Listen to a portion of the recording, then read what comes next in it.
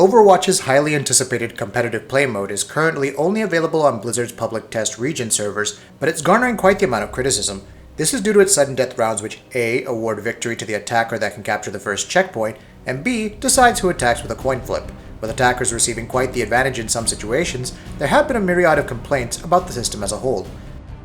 Game director Jeff Kaplan took to the official forums to address this, noting that while the occurrence of sudden death for Assault has been reduced, it was still too high for the team's liking in Escort and Hybrid maps. For the short term, Kaplan said, based on this data and your feedback, here are a few changes we're looking to make immediately to competitive play. Initial match time for Assault, Escort, and Hybrid maps will be reduced from 5 minutes to 4 minutes. Sudden death time will be reduced from 2 minutes to 1 minute and 45 seconds. He also noted that in the long term, there will be a time bank mechanic for Hybrid and Escort to reduce the occurrence of sudden death. You can read Kaplan's full response on sudden death itself is worth a read, and he believes that currently it's very good and is actually much more balanced, and he's looking at real stats here, than players are exaggerating it to be. However, Kaplan also noted that we're very open to changing and tweaking this system, but we're also realizing that sudden death mechanics, in whatever format we might use, all have problems, and we may be in a situation where we won't be able to please the majority of our competitive players. This includes eliminating sudden death and the coin flip in the long run, though it most certainly won't be in this season. Here's some news that shouldn't be surprising to anyone. Blizzard Entertainment's Overwatch has been a monstrous success for the publisher. Along securing 10 million and rising registered players within a month, it also brought in significant digital revenue across all platforms according to analysts at Superdata. These revenues topped $269 million and helped raise revenue for the PC market by 8%. It was also the 5th most streamed game across various streaming platforms. Two other games whose digital revenues were revealed include Gearbox Software's Battleborn, which earned $18 million across all platforms, and Uncharted 4: A Thief's End, which racked up $56 million on the PlayStation 4. Though subscription-based gaming fell below $200 million with regards to monthly earnings, digital game sales were up by 11% year-on-year for $6 billion total sales in May, with competitive play incoming for Overwatch along with more maps and heroes expected to be a significant staple of the gaming scene for at least the remaining year. Hello Games caused quite a bit of honestly overdramatic heartbreak over the delay of No Man's Sky from June to August. Creator and studio founder Sean Murray offered an update on the game's progress today, and don't worry, things are progressing along quite smoothly. Murray noted that every day the game is getting better and better, and despite all the late nights and early mornings, we're all working to get it finished and in your hands. It's amazing to see it all coming together. He also once again mentioned the delay, stating, "We knew that people would be disappointed, and we've certainly heard a lot from some who decided to tell us all about that. But we've also heard some super nice words of support as we make the final push. I've said it before, but No Man's Sky is the hardest thing I've ever worked on. It's even bigger than you can imagine. This is a type of game that hasn't been attempted before, by a smaller team than anyone would expect, under an intense amount of expectation. And despite all that, development is genuinely going well. This is the hardest working, most talented team I've ever worked with, and I'm so proud of what we're doing. For all our sakes though, we get one shot to make this game and we can't mess it up." Murray does feel that with each passing day, the delay was the right decision and thanked fans for their support and patience. Thought the dead whales and Norman Reedus in Death Stranding, the newest game from Kojima Productions, was just for effect? The man himself, Hideo Kojima, has confirmed to Eurogamer that the PS4 and PC title will indeed have these, and that the trailer is actually representative of the full game. It is representative. What you see in the trailer will be in the game. Kojima also confirmed that there are plenty of hints and clues to find in the trailer. There are a lot of hints in there hidden. The world having this discussion about what this teaser means was kind of the objective. That's what I wanted to happen.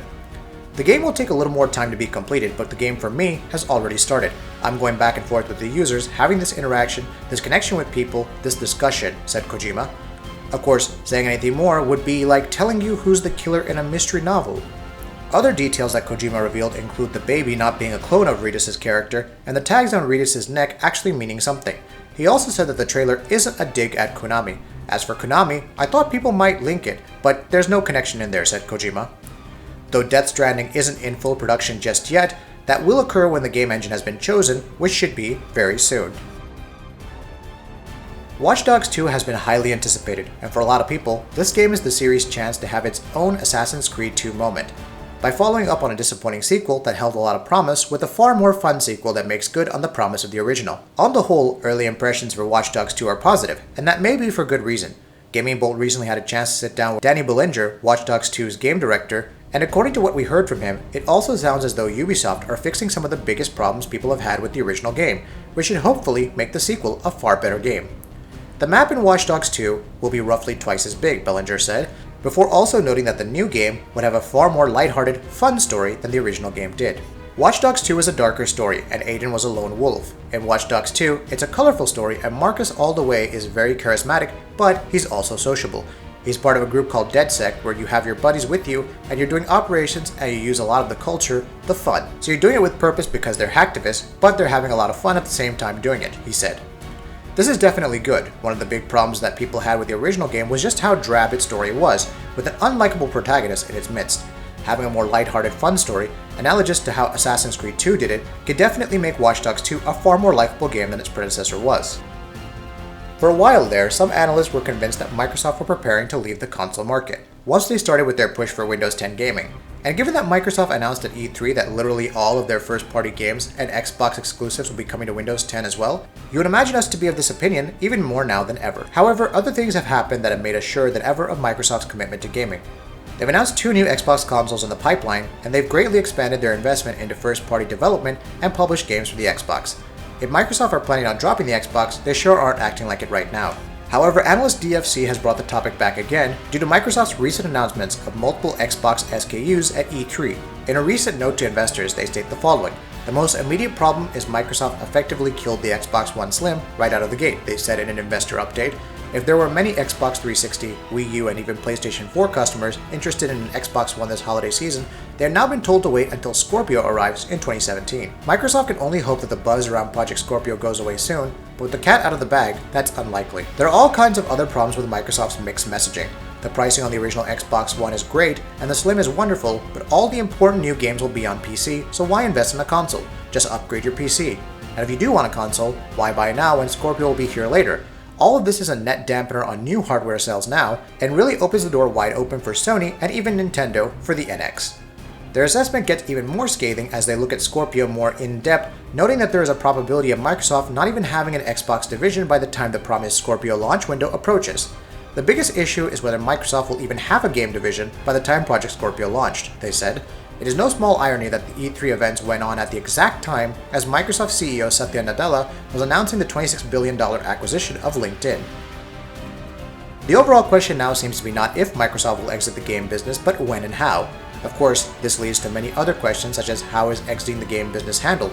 Is Xbox spun off? Does Microsoft find a buyer? Or does the company just shut Xbox down? DFC feels the later option will most likely not occur, but it is clear something must be done. Unfortunately, the value of the Xbox brand is in serious flux, with much of its advantage tied to the Microsoft Windows 10 operating system. Personally, we simply don't buy this theory. As mentioned above, Microsoft seems to be more committed to gaming right now than they have been for years. We think this assessment is missing the point of Microsoft de-emphasizing hardware to focus more on services and revenue from software sales, primarily digital sales. We hope you've enjoyed this video, so please consider subscribing to our channel. We do original content, reviews, graphics comparison, and much more, and try to upload a video every day. Thank you very much for checking us out.